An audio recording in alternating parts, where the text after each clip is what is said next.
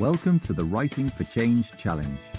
This challenge gets your students writing 200 words of non-fiction on important global issues, using short videos for context and guided questions. Once your students have written their 200 words, they combine text, images, and design formatting to create their very own Adobe Spark page. Finally, once students publish their Spark page to create a unique Spark URL, create a Wakelet collection in the Writing for Change Wakelet space and invite your students to upload their work anonymously to your collection via the link provided. Now it's time for our live stream to see how the experts do it. Well, folks, it's a very big welcome from me to the International Writing for Change Challenge, where Adobe is partnering with Wakelet to challenge teachers across the globe to encourage their students to write 200 words on a range of different topics. My name is Tim Kitchen, and I am Adobe's Senior Education Specialist for the Asia Pacific region. And co-hosting with me today is the wonderful Juliet Bentley, who's an English and Religious Studies teacher at Mount St Michael's College in Brisbane. She's also an Adobe education leader, and as I bring her up to the screen, she is the Adobe Master Teacher for the Asia Pacific region. Hello, Juliet. How are you? Very well, thank you, Tim. I'm really excited to be talking with you and with Brett Salakas this afternoon. Yeah, we're going to introduce Brett very soon, but Juliet, this is pretty exciting because this is our very first ever live stream on this particular project, and it's exciting. Oh, it is. It's wonderful to see the opportunities that the students are going to have and the teachers as well. Yeah, cool. I'm excited. And our special guest for this session is teacher, speaker, leader, and poet and influencer, Brett Salakas from Sydney. Let's bring Brett up to the screen. I might just stop sharing that screen so we can see each other a bit better. How are you, Brett? Influencer. You forgot to say handsome as well. Absolutely. It's good to see you, sir. Are you keeping all right?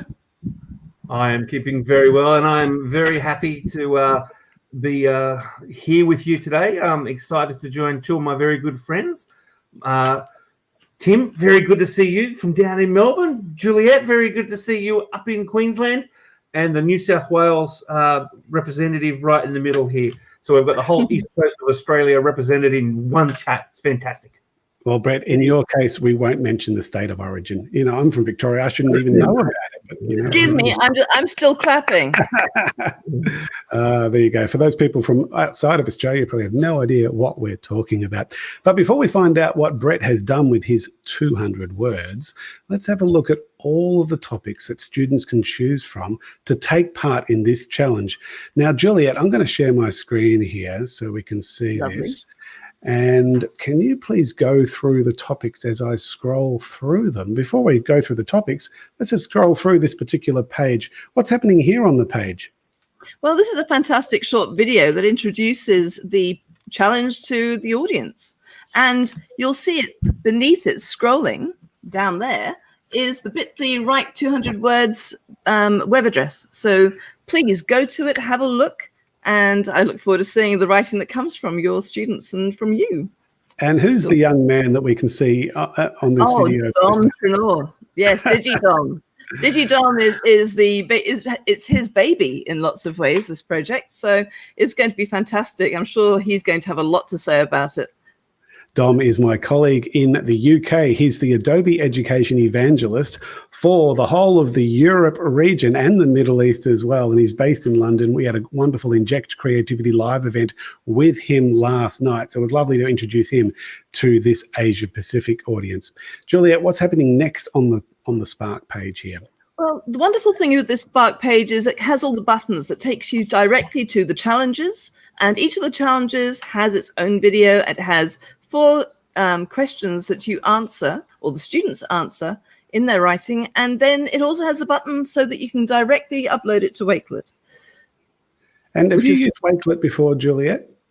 No, I haven't. And I'm rather looking forward to it because the idea of curating my students' work, particularly when I do global projects, really appeals to me. Yeah, I've had a bit of a look at it, and I've certainly seen what Dom has been showing with it, and I've seen some of the other streams that Dom has led, and it looks like a fantastic platform for teachers to get to be involved with, and students to share their work. So I'm looking forward to finding out more about it. I think the idea of it being such a big opportunity to curate the work is fantastic. Particularly, what the first question that we students have the opportunity to look at is the question of whether or not we should have to wear bicycle helmets. Again, you have your full page challenge, you have the link to the Wakelet, but you'll notice that all of these different questions actually do have some relation to the Sustainable Development Goals. So it gives people an opportunity to look at those goals from different angles. Let's have a look at the next one. Now next week we have Jackie French, the author, coming to talk to us about ending plastic production entirely. So that should be a really good one to come and listen to next week. And the question, how can drivers be convinced to use public transportation? That's really very current at the moment. And also the idea, particularly with COVID, we've got the situation where people have been avoiding public transport, and that's been having an environmental effect too. But then again, so has not being on the roads. We should look at whether we should be producing more renewable energy and reducing our overall consumption, and different ways we can do that. The next is the question on so many people's lips, especially when they don't like cooking: junk food, healthy food, what are the costs? What are the benefits? So that should be quite an interesting one to see the outcomes. Can veganism change the world? Now, there are so many different angles to take there. And the questions that go with that are fantastic. They actually make you consider the costs of eating meat on the environment and on the pocket. So that'll be fun. Should there be monarchies? Should we be asking me that question? This one will raise a lot of opportunities for people to discuss the Republic, perhaps. But again, you have the 4 questions which actually guide the paragraphs and keep the cohesive ties together. So that's really fantastic. Should international flights be banned? Global tourism.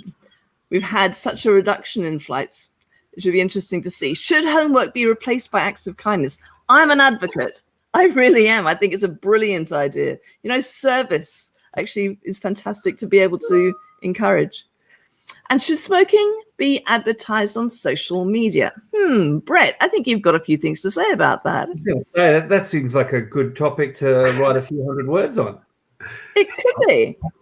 That's exactly the topic we're about to jump into. So, folks, that is the topics for you to have a look at for your students. And if you're watching this as a student, they're the topics for you to choose. Let me just stop sharing my screen here for a second. And his name is... I'll just stop sharing the screen properly. His mantra is connection, collaboration, and inspiration. That's your cue, Juliet. Oh, sorry. So, Brett Salakas, friend and colleague, has been a teacher and education leader who, over the past 21 years, has taught in Southeast Asia and Australia in both public and independent schools. I actually got to meet him in Singapore. Oh, there you go. Brett is the founder of the Twitter hashtag. The Lion City. Brett's the founder of the hashtag Aussie Ed, which is actually the largest Australian ed chat on Twitter. And he's passionately committed to turning educational theory into real classroom practice. And he's taken on the 200-word writing challenge for this week. Welcome, Brett. It is great to have you with us. It is great to be here. I'm excited. Yeah. All right. How are we going to do this, Juliet? I think you're going to build a Spark page for us, Tim Kitchen. Well, let's start that because we're going to convert his 200 words into a Spark page. So I'm just going to stop sharing full screen on that particular browser and bring in a different one. I'm just bringing in a Chrome browser. I just tend to find that Spark works a lot better in Chrome. And if you're still using Internet Explorer, stop it now. Like, seriously. I think it's a really good idea. And, using Chromebooks too. So many people in India and Indonesia are using Chromebooks now. So it's wonderful that you can use Spark in this way. Spark.adobe.com. Can you see the URL? It's a bit hard to see right at the top left-hand corner, but spark.adobe.com. And I'll probably set up a banner for that in a minute while we're going through this. But once you've gone into spark.adobe.com, there's a number of ways of logging in. If you're lucky enough to have a school that has got an enterprise agreement or a VIP agreement, any sort of agreement with Adobe, you can probably go straight into login with school account. The way you'll know that is if you already use Adobe products at your school and your school has them in their labs and on their school devices, then that's the way to go. And if you're under 13, that's probably the only way to go. Yes. If you're 13 or over, you can log in with your Google account, your Facebook account, your Apple account, or you can create an Adobe ID if you haven't already got one and log in that way. I'm going to go in with my school account. It's actually my company account because I work for Adobe. Let's go through the motions here, put my email address in, click continue. And because I do work at Adobe, I'm going to click on company or school account. I have to go through a second level of authentication. So any second now, my phone will tell me that I need to verify who I am. Now, hopefully you guys don't have to go through this extra level of security. I'll send that into my phone. So this is where we get to try and have a look and see if we can get any clues as to Dr. Tim Kitchen's password or something like that. Not going to happen. All right, so that's signing in now. So once you've done the sign-in process, it stays signed in for you. So you've got that security. It's just a little bit of pain for a lot of pleasure. And once you're in, you can see at the top left-hand corner, there's a plus sign. And when you click on that plus or that add symbol, it gives you all these options of things to create with Adobe Spark. It's worth mentioning at this point that Spark is actually 3 separate iOS apps as well: Spark Post, Spark Page, and Spark Video. We're working with Spark Page, the web page creation tool. So I'm just going to go to web page, and when I click on that, it comes up with a title. Now the title, Brett, for your piece of writing, is it just smoking? Is that the best title to use? Well, I think in the actual challenge, it was called secret smoking. Yes. Okay, so should I call that secret smoking? And what about a subtitle? What should we have? Or should we have a subtitle, or maybe 200-word challenge or something? 200-word challenge. Just stick with that. Give it some context. Okay. I'm excited for this because I know Juliet and I are going to be able to talk about what I have written, and I've tried my very best to tap into my poetic skills. And I know, Tim, you're going to go through and you're going to be super creative for us while we're doing this and actually create this spark. And in honor of being so creative, I know I always wear my suit, usually in a suit, but under my suit jacket, I've got my Frida Kahlo shirt on. So I'm feeling bright, I'm feeling creative, I'm feeling like doing something different and magical, and I'm excited to see what we can put together right now with this product. Nice. All right. Well, as you can see, it's pretty dull and boring at the moment. So it needs a bit of color. It needs something. And automatically, there's a little add button. So when you click on that, it's encouraging you to add a photo. And when you click on photo, you can see on the right-hand side a little panel that appears that allows you to either upload a photo that you've already got on your device, or what I recommend you do is to go to find free photos. The reason why I'm saying that is that takes you to Unsplash or Pixabay, which are resources of royalty-free images. Whereas if you upload a photo, unless you took the photo, you probably don't own that photo. So you probably can't publish it. Keep in mind that any photo you grab from Google is likely to be copyrighted. So it's probably best to go with find free photos. And I'm just going to do a search here for smoking. And Brett, I'm searching now through Unsplash. I could choose Pixabay. I'll just stick with Unsplash for the moment. Can you have a look at these pictures? I'm a loyal Unsplash user. Cool. Tell me, as we scroll through, is there anyone that stands out to you? Probably looking for something that's something a little bit shadowy, dark, mysterious. This one? That'll do. All right. It's a portrait image, but it's okay. Maybe I need to just change the focal point so we can see more of his face, which is something you don't often have to do. But while that's loading in the background, and just let that load up. As I click on it, I can change the focal point. Just bring the focal point up. There we go. That's fabulous. Save that. So there's the start of our web page. As we scroll down, you can see a whole bunch of other tools that we can work with to bring in our content. And I'm thinking we might go with a split layout, Juliet. What do you reckon? That sounds like a really good idea. All right. It gives the complementary images to go with it. I'm thinking I'll just grab the first question, which is, what do you think about smoking being advertised? And I'm going to bring that in as a bit of text. But I'm thinking, as I click on the plus symbol and then paste that in, let's format this as a quote. So Good there idea. you go, you think about. And now I'm going to bring in Brett's first bit of writing, and I'd like you to go through it with him, Juliet. Actually, I think, Brett, it'd be great if you read your piece. And when we get, I'll interject, because obviously there are some things that will be standing out to me as an English teacher. For example, given that this is actually an English a topic, one of the tools that we use, they're all persuasive text, transactional text. But in persuasion, we use a forest. So the alliteration, facts, opinion, rhetorical questions, emotive language, statistics, and triplets, using the persuasive techniques. And it was wonderful to see how you embedded them throughout your 200 words. So I invite you to actually just maybe read out your paragraph for me. No problem. You'll hear, I did actually try to do this a little bit differently. I found it very challenging because I know that this is obviously a persuasive text that we're putting together. My passion happens to be poetry. So I thought, I've taught persuasive writing a lot, but I haven't in my adult life needed to sit down and write a lot of really detailed persuasive pieces. So let's use my passion to demonstrate an alternative way to try to persuade someone rather than that traditional formulaic approach. Let's do something a little bit different. So I'm hoping that this might resonate with the teachers or any students who might end up watching this. So let me just switch over. There we go. All righty. So just catching. Feel free to read it from the screen. If you like. Yeah, I think that might be good. Tim, while Brett's actually doing so, you've had a chance to read this piece of writing. Maybe you'd like to look at putting an image in there to accompany that. Yep. So start reading, and I'll work on an image for you. Go for it.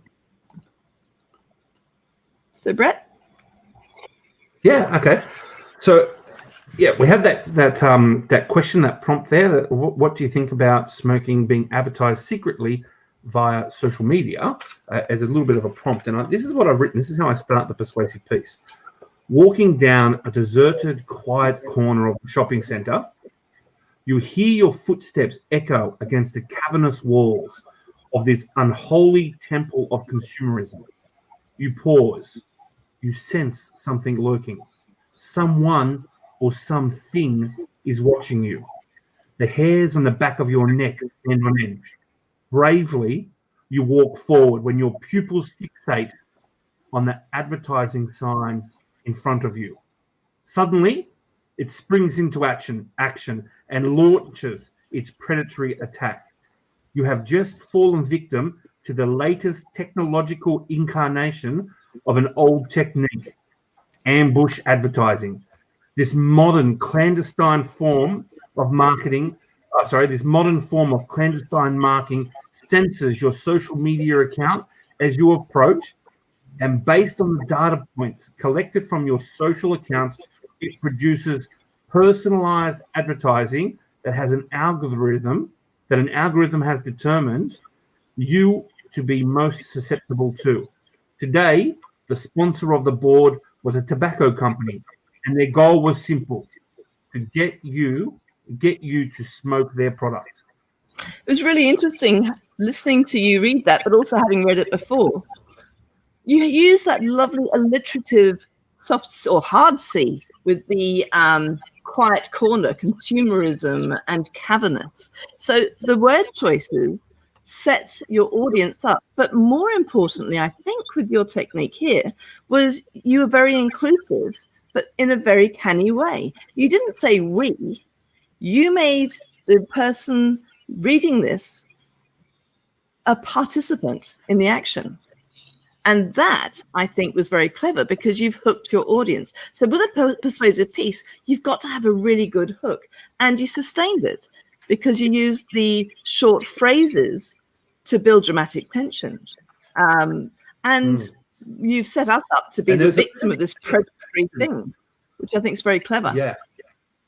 So there is a little bit happening in that first paragraph. There's that juxtaposition of that opening sentences, which is quite long and sort of very deliberately descriptive, and then that really those short phrases that build the tense. So we've gone from this big, beautiful, quiet, cavernous corner of the unholy temple of consumerism, and then you pause. You send something, someone, something is watching you. You've gone from length to short. So this real change in the pace to be able to really engage your audience, and that's really what this was about. Engage, grab the audience with something a little bit different, so they're hooked, they're interested, they know right away what my point of view is, so they can see here that obviously the tobacco is the negative in here, so that's very clear to the reader. But at the same time, like you say, I've personalized, I made this personal connection and actually put the reader in the center of the story, so they're the one experiencing it. That's exactly right. And then, of course, my point. Yeah, and the other thing is, with the next question, which Tim is beautifully loading up for us now, the given that smoking is so dangerous to health, should tobacco companies be allowed to advertise it at all? That question provides the cohesive tie between each of the paragraphs, so that the internal cohesion is very clear.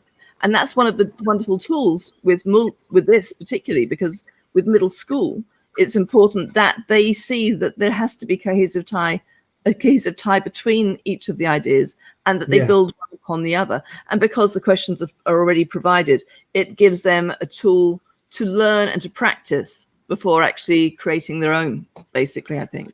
What do you think? I hate to spoil the party here, folks, but we're just about out of time. So let's go through and read the rest of it. I think the analysis has been fantastic, but we wanted to try and keep this fairly quick. So let's go into the next part of your piece of prose.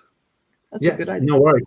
This starts to allude to some facts and some statistics to make the content legitimized and also relatable to the audience. And I finished with a little bit of a rhetorical question here. So each year in the United States alone, there are approximately 500,000 smoking-related deaths. This means many millions of people globally suffer and die every year. The statistics are unfathomable, and we cannot tolerate it. But the good news is we don't. I think that when it comes down to it, your choice of vocabulary is very clear. You've chosen words that give a particular reinforce your attitude. I'm just very conscious of time, that maybe we should look at the fact that you use those rhetorical questions so effectively, because I don't actually think, Tim, we're going to have time to read all of the paragraphs out, are we? Not if maybe if we just do the reading, and I'll keep producing it. Brett, are you reading from the screen? So do I need to have the text there, or are you reading from your own copy? No, I'm reading from my own script at the moment. Lovely. So I'll keep building this while you guys are talking. That'd be lovely. Yeah, sorry, Brett. Well, keep going. Yeah, you're right. So in most countries, there are strict laws that regulate how tobacco companies advertise. While the rules vary from place to place, the laws have been quite effective. Previously, smoking was seen in Hollywood movies, on TV, and on the jerseys of footballers or Formula One cars as they raced around tracks. But if you build a better mousetrap, will someone build a better mouse?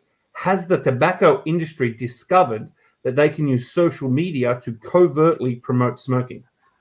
And that was what I wanted to ask you, because you had a wonderful idea here, and you obviously had the material. So just give me one example of the social media in action.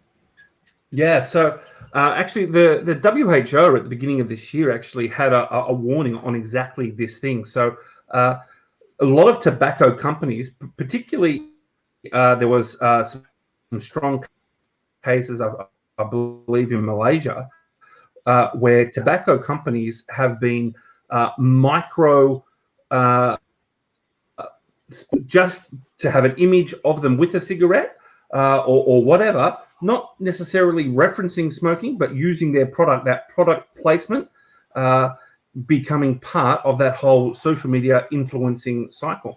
So very subtle, not breaking any formal advertising laws of the country, but that micro sponsorship of product placements with social influencers. I think this is a really good place to move on to your next paragraph. The question was, would you be in favor of raising the minimum sale age of tobacco products to 21 years of age? And your response to that was really very strong, which is very clever. But you also, instead of it being a bad thing, your language indicates hope. And I thought that was really clever. Yeah. I've tried to give it a little bit of a real world example here too, because I think just like when you bring in statistics, if you actually reference real things and particularly real experts, again, it gives credibility to what you're bringing. Yeah. So with social media, the latest tactic of big tobacco with social media, the latest tactic of big tobacco does responsibly to protect your youth, from, I've stumbled over those words a little bit, from smoking does the responsibility to starting to lose Brett there, I think. I think we're starting to lose our Brett. youth From the smoking industry change, do we need to innovate and adopt new laws and new regulations? That links back to that. If you have a better mousetrap, does someone build a better mouse? We've got these laws that have caught them in the 80s and 90s, stopped a lot of the really influential large-scale promotion of the tobacco industry. So have they then sneakily found other tactics, and then we now need to innovate again to put a stop to that. So I mentioned before my time in Singapore, so I've referenced my love of Singapore here a little bit. The island nation of Singapore is doing just that and raising the minimum age of smoking from 18 to 21. Assistant Professor Yvette, and I'm scared to pronounce the last name incorrectly, but I'm going to say Van der Rijck, from the National University of Singapore, explained that the later someone starts smoking, the less likely they are to become daily addicted smokers later in life. Yeah, so I've got and I think the use of the expert is fabulous. And then you come to the last question, your last 50 words. If you were the boss of a tobacco company with hundreds of thousands of employees working for you to support themselves and their families, what would you do? I thought that the way you handled that was very clever. You introduce us with a very clean, very practical approach. And, we look at it seeing that there are business considerations that need to be taken. But you then turn it on its head and it becomes very subtle and implied that your attitude is quite different. So would you like to take us through that? Let's do a straight read through, Brett. No more comments now because we're just about out of time. Go for it. Yeah, no worries. CEOs of tobacco companies have challenging moral obligations that they need to weigh up. On one hand, they are employed by the company to ensure that the company is successful. They need to sell their product. It is literally what they are paid to do. In addition to this, there are families of the staff who work for the company who would lose their job if the company failed. On the other hand, the tobacco product sold by the companies causes death, disease, and immense suffering on a global scale. How much money would you need to be paid to do something that caused so much misery? Would you sell death sticks to someone you loved? Brett, wonderful. Folks, I'm just going to show you how to publish this. Once you've got your text and your images all sorted out on your Spark page, you go up to the top center where it says share, and then you do need to go to publish and share the link. When you click on that, it gives you the option to pick a category, and I'm going to choose lifestyle, I think, for this particular piece of work. You can turn on or off your author attribution. I'm going to keep it off in this case because it wasn't me that actually wrote this, or I could change it to Brett's name. and then all of the photos get automatically credited, and you can readjust those credits, add your own name if you wanted to as well. Then click the Create Link button. You have to wait a couple of seconds now, depending on how much bandwidth you've got, and you'll get a link. You'll also get an embed code, so you can embed your page into a product. But in this case, for this project, you're going to grab that link and you're going to bring it in. There it is there. I'm going to copy that link, and there's the embed code if you did want to grab that for another source. But if you want to copy that, then go into Wakelet, paste it into your Wakelet page to share it with the world. And I just noticed a comment here from Rob McTaggart. He says that Wakelet came along around the time Storify closed their doors. It's a great product. Thank you, Rob. It's great. And Cameron Ross is also watching this from LinkedIn, and he's saying, "Go, Brett." That's and the other thing, Tim, is that if you look at when you're looking at the copy code, you can also share it on Twitter, Google Classroom, and Teams.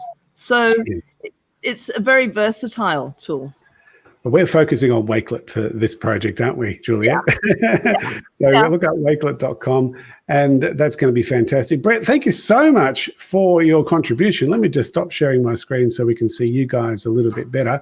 We do have to finish this off. We've really appreciated your support, and I'm sure you have inspired many teachers to now set this as a challenge for their students.